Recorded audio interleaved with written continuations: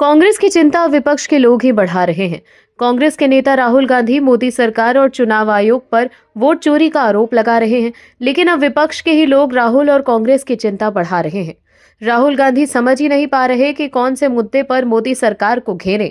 इसीलिए वो वोट चोरी और ईवीएम का मुद्दा उठा रहे हैं, क्योंकि काम के नाम पर तो कांग्रेस बीजेपी से बिल्कुल भी मुकाबला नहीं कर सकती, क्योंकि पीएम मोदी ने जितना काम पिछले 11 सालों में किया है उतना कांग्रेस 60 सालों में नहीं कर पाई। इसीलिए काम के नाम पर राहुल गांधी बीजेपी और पीएम मोदी को नहीं घेरते। वो सिर्फ ऐसे मुद्दे ही उठाते हैं जिससे सरकार के काम को लेकर सवाल ना उठें।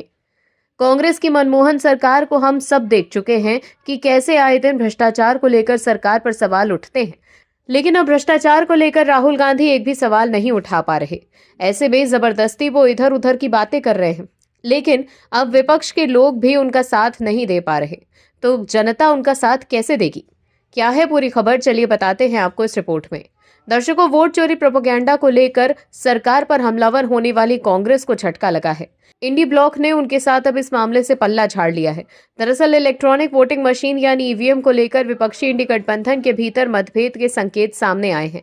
एनसीपी शरद पवार की सांसद और कार्यकारी अध्यक्ष सुप्रिया सूले ने संसद में स्पष्ट किया है कि वो ईवीएम या वीवीपैट की विश्वसनीयता पर सवाल नहीं उठाएंगी, क्योंकि इन्हीं मशीनों के जरिए वो 4 बार लोकसभा सांसद चुनी गई हैं।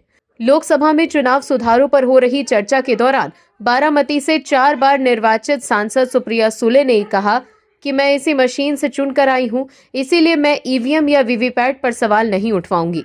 उन्होंने ये भी स्पष्ट किया कि उनका बयान मशीन के खिलाफ नहीं है, बल्कि वो एक सीमित और जिम्मेदार बात रख रही हैं। सूले का ये बयान ऐसे समय में आया है जब कांग्रेस और उसके वरिष्ठ नेता लगातार ईवीएम के दुरुपयोग और चुनाव आयोग की निष्पक्षता पर सवाल उठा रहे हैं। आपको बता दें कि सुप्रिया सूले की पार्टी एनसीपी शरद पवार महाराष्ट्र विकास अघाड़ी का हिस्सा है, जिसमें कांग्रेस और शिवसेना यूबीटी भी शामिल हैं। ऐसे में उनके बयान को विपक्षी एकता के भीतर अलग रुख के तौर पर देखा जा रहा है। राजनीतिक हलकों में इसे इंडी गठबंधन के सहयोगी दलों के बीच संभावित खटपट के संकेत के रूप में देखा जा सकता है।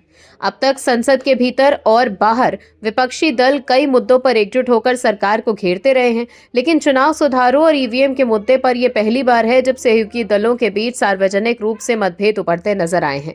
आपको बता दें कि बीते दिनों ही कांग्रेस महासचिव प्रियंका गांधी वाड्रा ने दिल्ली के रामलीला मैदान में आयोजित रैली में बैलेट पेपर से चुनाव कराने की मांग की थी। उन्होंने बीजेपी और पीएम मोदी को चुनौती देते हुए कहा था कि यदि बीजेपी बैलेट पेपर पर चुनाव लड़े और वोट चोरी न करे तो वो एक भी चुनाव नहीं जीत पाएगी। प्रियंका गांधी वाड्रा ने चुनाव आयोग पर भी गंभीर आरोप लगाते हुए कहा था कि आयोग चुनावी प्रक्रिया पर एक चरण वोटर लिस्ट, मतदाता मतगणना और ईवीएम के जरिए बीजेपी की मदद कर रहा है और इससे लोकतंत्र कमजोर हो रहा है।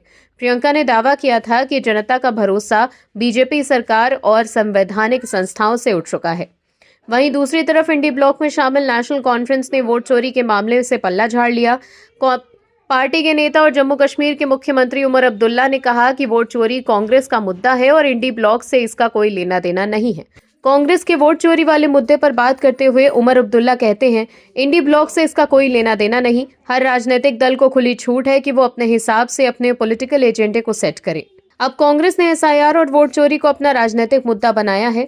कांग्रेस के लोग वोट चोरी और ईवीएम का मुद्दा उठा रहे हैं, लेकिन दूसरी तरफ सुप्रिया सूले और उमर अब्दुल्ला के बयान के बाद ईवीएम और वोट चोरी को लेकर विपक्षी गठबंधन के भीतर एकजुटता पर सवाल खड़े होने लगे हैं, जिससे आने वाले दिनों में इस मुद्दे पर राजनीतिक बहस और तेज होने की संभावना है। आप दर्शकों से विनम्र निवेदन है कि चैनल को सब्सक्राइब जरूर करें